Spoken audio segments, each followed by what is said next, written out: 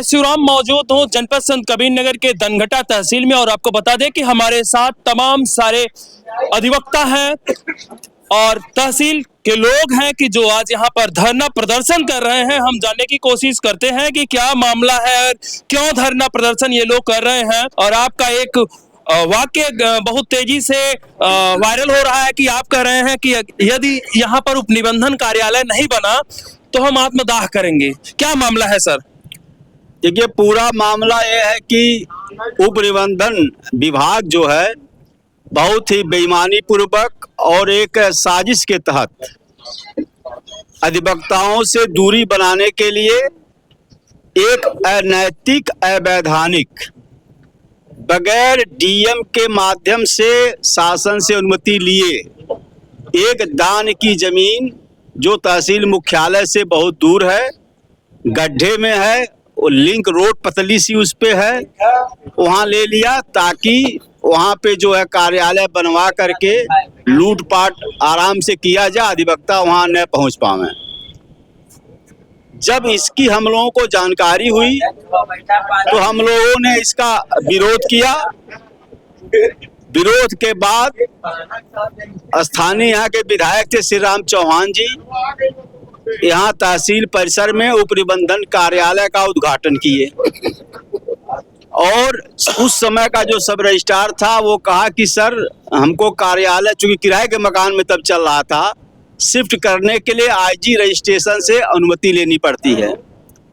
1 हफ्ता का समय लगेगा, अनुमति ले करके हम जो है कार्यालय तहसील में शिफ्ट कर लेंगे। जब वो अनुमति का पत्र भेजा तो बहुत ही बेईमानी पूर्वक उसमें तहसील के जगह पुरानी तहसील शब्द डाल दिया और वह धीरे से अनुमति लेकर के आया और रातों रात उस एक जर्जर बाढ़ शरणालय भवन जहाँ पहले तहसील कार्यालय चलता था, बहुत ही जर्जर था, उसमें वो रातों रात कार्यालय शिफ्ट कर लिया।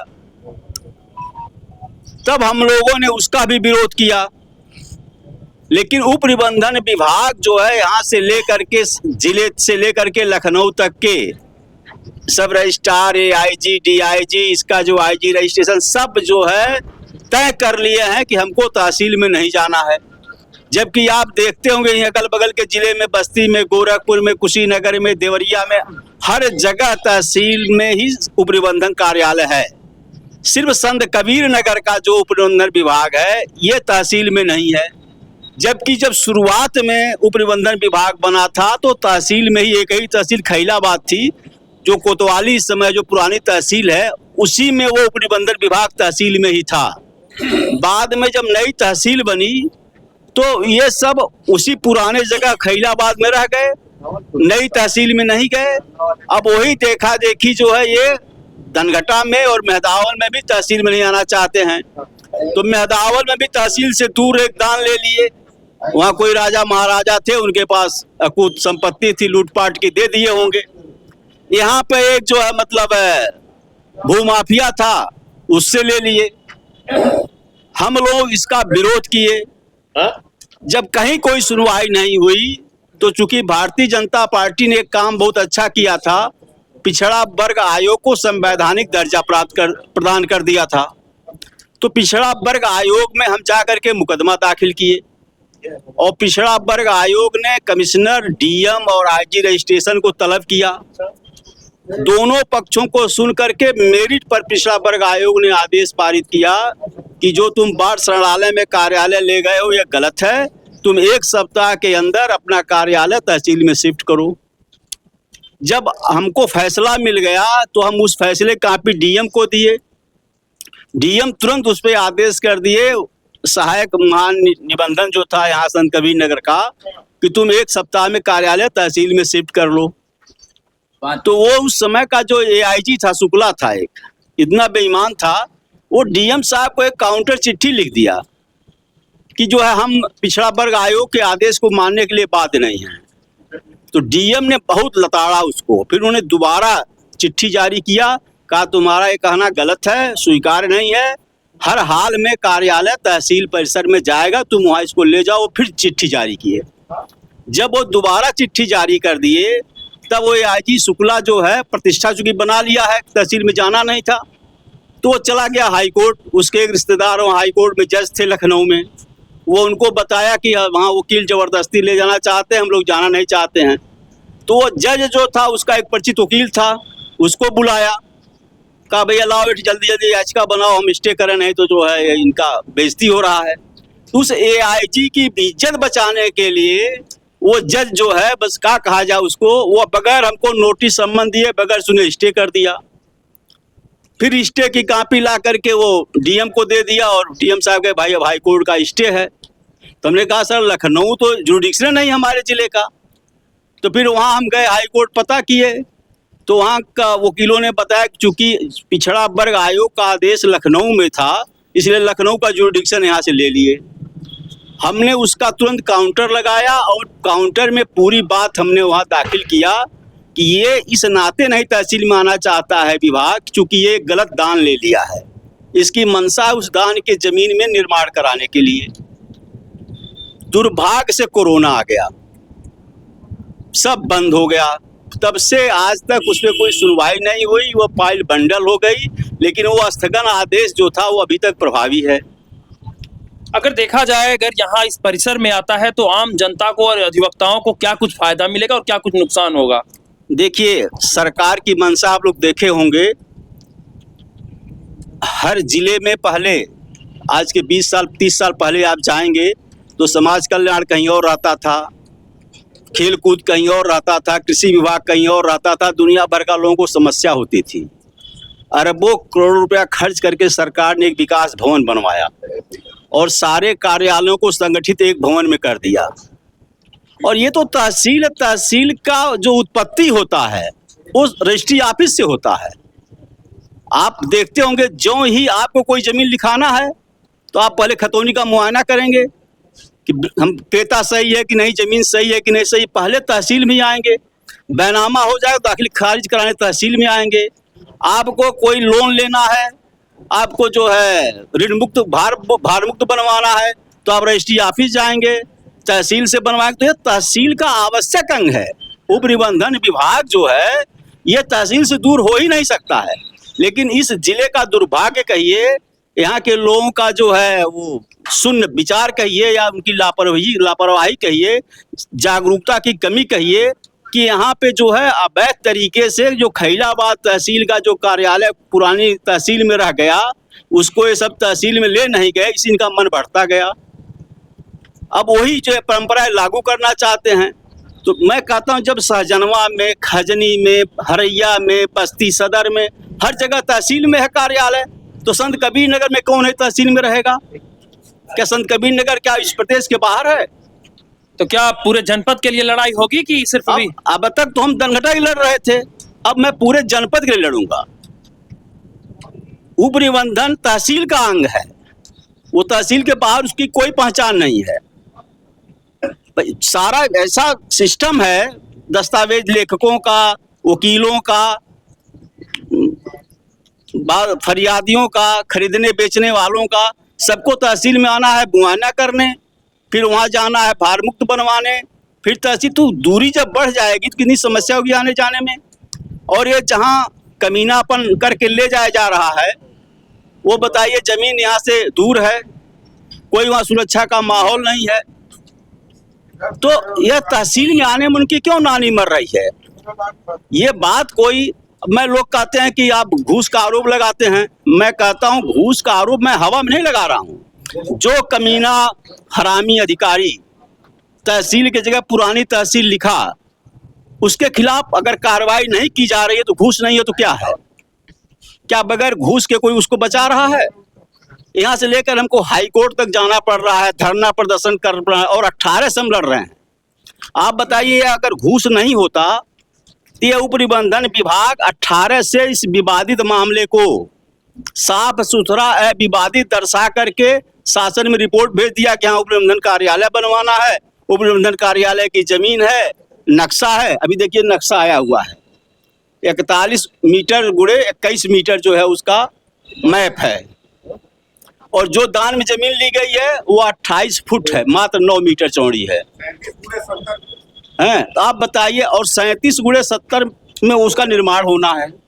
मतलब जो सरकार के तरफ से नक्शा पास हुआ है उस मानक को जमीन पूरा नहीं कर रही। नहीं पूरा भाई, सबसे बड़ा देखिए मतलब इन बेईमान अधिकारियों का देखिए, मैं योगी जी को क्या कहूं, उनको बेचा जा रहा है, उनको बदनाम किया जा रहा है, वो अब जमीन पर ध्यान नहीं दे रहे हैं कि धरातल पर, या अभी आप देखे होंगे जल्दी इन्हीं कमीना अधिकारियों के कारण मेन उपचुनाव में कितना दिक्कत हुआ था। इलाहाबाद में लड़के धरना पर बैठे, इन अधिकारियों को थूक के चाटना पड़ा, क्योंकि योगी जी संज्ञान ले लिए। हम लोगों के मामला योगी जी तक पहुंच नहीं पा रहा है, क्योंकि यहाँ का कोई जनप्रतिनिधि भी जो है हम लोगों के साथ नहीं है। उसका कारण एक, हर जनप्रतिनिधियों के साथ उनके 2-4 चमचे रहते हैं। वो जो चमचे हैं उनको उपनिबंधन विभाग वाले 10-20 हजार फंडिंग कर देते हैं, वो उनको जो है गुमराह कर देते हैं। यहीं पे शरद तिवारी थे, सांसद थे हमारे, हम लोग जब संघर्ष कर रहे थे कि उपनिबंधन कार्यालय तहसील में लाया जाए, तो वो कहे ठीक है आ जाएगा। बाद में पता चला जब वहाँ चला गया तो अब शरद तिवारी यहाँ आ गए तहसील में।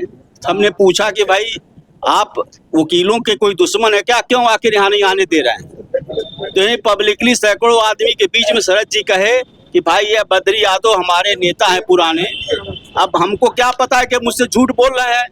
ये 50 आदमी लेके मेरे पास गए और कहे कि जो है मतलब तहसील में जगह नहीं है, आप वहाँ बाढ़ शरणालय में करवा दीजिए। हमने कहा आपको एक बार वकीलों से पूछना चाहिए था। तो ये तो हाल है नेताओं का। उस दिन कमिश्नर साहब आए हुए थे, संपूर्ण समाधान दिवस था, बगल में विधायक गणेश चौहान बैठे हुए थे, एसडीएम थे, तहसीलदार थे, नायब तहसीलदार थे, सारे वकील थे, पब्लिक थी। कमिश्नर साहब को हम लोगों ने बताया पूरी बात। कमिश्नर साहब कहे कोई और मांग है आपकी? हमने साहब एकमात्र मांग है। वो कहे कि जाइए, दान के भूमि में कतई निर्माण नहीं होगा, चाहे बाढ़ शरणालय में होगा, चाहे इस बिल्डिंग में शिफ्ट होगा या थाने के बगल में बनेगा, लेकिन बाढ़ शरणालय उसमें दान वाली भूमि में नहीं बनेगा। हम लोग ये बात जान गए, ये बात कॉन्ट्रैक्टर जान गया कि कमिश्नर साहब कह दिए हैं कि वहाँ विवादित भूमि में नहीं बनेगा। तो उप निबंधन विभाग ने क्या कहा वहाँ लखनऊ से, चूंकि वो जो कॉन्ट्रैक्टर फंड लाया उसको 20 लाख खर्च किया है, तो कहा सर हमारा दूसरे तहसील में ट्रांसफर कर दीजिए पैसा, वहाँ बड़ा विवाद, वहाँ बन नहीं पाएगा। जो डीएम को यह पता चला कि यह बजट दूसरे तहसील में, दूसरे जिले में जा रहा है, बस अपने कमीशन के चक्कर में हाली जो है बगैर मतलब यहाँ से एक एसडीएम रिपोर्ट भेजे थे, उसमें स्पष्ट लिखे थे कि वहाँ कतई दान की भूमि में बनने लायक नहीं है, किसी भी हालत में वहाँ निर्माण होगा तो असुविधा होगी, दिक्कत होगी। उस रिपोर्ट को डीएम पढ़ा ही नहीं, बस खाली जो सुना कि दूसरे जिले में बजट जाने वाला है, हाली एक आदेश पारित करके उन समूहों को चोरी से दिया। हम लोगों को आदेश की कापियों नहीं दिया, आज तक हम लोग कापी नहीं पाए। मांग रहे हैं भाई क्या आदेश हुआ है, जैसे आपके खिलाफ कोई आदेश होगा तो उसको लोग आगे कहीं जाएंगे ना, आप अंतिम तो खुदा है नहीं डीएम, कमिश्नर के यहाँ जाएंगे, हाई कोर्ट जाएंगे, सुप्रीम कोर्ट जाएंगे, तो वो जो है मतलब पट दे दिया, वहाँ जा शिलान्यास करवा दिया। तो अब हम लोगों के पास एक ही उपाय है कि धरना और प्रदर्शन आंदोलन। जी सर, क्या कहेंगे इस पूरे माहौल को लेके? आज अधिवक्ता एकता जिंदाबाद, जिला प्रशासन मुर्दाबाद का नारा लग रहा है धनगढ़ा तहसील में। ऐसा है कि यह शासन की 15-20 वर्ष पूर्व ही मंशा रही कि एक ही कैंपस में सारे कार्यालय हो, ताकि एक ही जगह पर जनता को जो है कम दूरी तय करके एक ही जगह उनको जो है सारी सुविधा मिल सके। हम वो लोग उसी मंशा के तहत मांग कर रहे हैं कि तहसील कैंपस के अगल बगल ही 100 मीटर के अंदर उपनिबंधक कार्यालय स्थापित होना चाहिए। यह जो है उपनिबंधक कार्यालय जो है अधिवक्ता मन तहसील के नज़दीक इसलिए नहीं आना चाहता है कि यहाँ तहसीलदार भी बैठते हैं, उप जिलाधिकारी भी बैठते हैं। अगर कोई बैनामा कहीं जो है गलत ढंग से हो रहा होगा तो उसकी तत्काल शिकायत होने पर उनके कार्य में बाधा आएगी, वो मनचाहा रुपया वसूल नहीं पाएंगे, जिसके कारण वह जो है तहसील के करीब नहीं आना चाहते हैं। बात अधिवक्ता कभी गलत चीज बर्दाश्त नहीं करता है, हम न्याय की लड़ाई लड़ते हैं और वकील से जो अधिवक्ताओं से कोई जो है गलत ढंग से रुपए जो है वसूल नहीं सकता है। और इससे जो है जो हमारे वादकारी हैं या जो बैनामा लिखाने आएंगे या कोई डीड लिखाने आएंगे, उससे जो है कोई शोषण हो पाएगा। अधिवक्ता उसकी ढाल बने रहेंगे। यह जो दान की भूमि में जो है उपनिबंधक कार्यालय बनाने का जो आदेश हुआ है, वह शासन को जो है खतौनी भेज दी गई कि ये 4 विषय में जो है दान पत्र हुआ है। लेकिन उस दान पत्र में जो है लंबाई चौड़ाई जो लिखी गई है, इसका उल्लेख तो खतौनी में होता नहीं है। खतौनी के आधार पर जो है भवन मानचित्र स्वीकृत हो गया, जो दस्तावेज के सापेक्ष जो है नहीं बैठता है। जहां वर्तमान में उपनिबंधक कार्यालय संचालित है, वहां उपनिबंधक कार्यालय के लिए पर्याप्त जगह है। 4 बिस्सा से अधिक जमीन जो है वहां अतिक्रमण हो रही है, जो सरकारी जमीन है, लोग कब्जा कर रहे हैं। लेकिन इस अंधे प्रशासन को यह नहीं दिखाई दे रहा है कि सरकारी जमीन जहां पर हम हैं, जहां उपनिबंधक कार्यालय चल रहा है, वहां की जमीन सुरक्षित करके वहां 8 बिस्सा जमीन है। 8 बिस्सा के लगभग 9 बिस्सा जमीन पड़ेगी। उस जमीन को जो है उस पर निर्माण करके या उस पर जो है भवन बना करके, अच्छी जगह है, अच्छा प्लेस है, हर तरफ बाग है, छाया है, और तहसील से जो है 100-150 मीटर की दूरी पर है। क्योंकि उपनिबंधक कार्यालय के लिए या वहाँ काम करने के लिए खतौनी की आवश्यकता होती है, और वहाँ से दस्तावेज जो है तहसील को दाखिल खारिज के लिए आता है। ये सारी सुविधाएं जो है नजदीक रहने पर सुलभ होती हैं।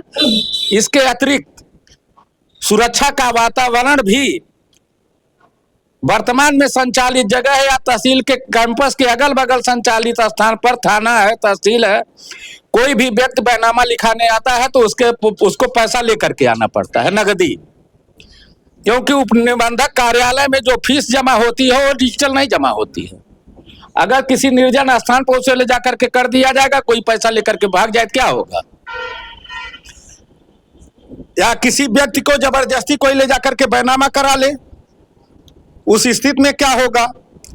ऐसी दशा में हम लोग यह संघर्ष कर रहे हैं कि तहसील कैंपस के अगल बगल ही उपनिबंधक कार्यालय स्थापित हो, जिससे जनता को उसका लाभ मिल सके।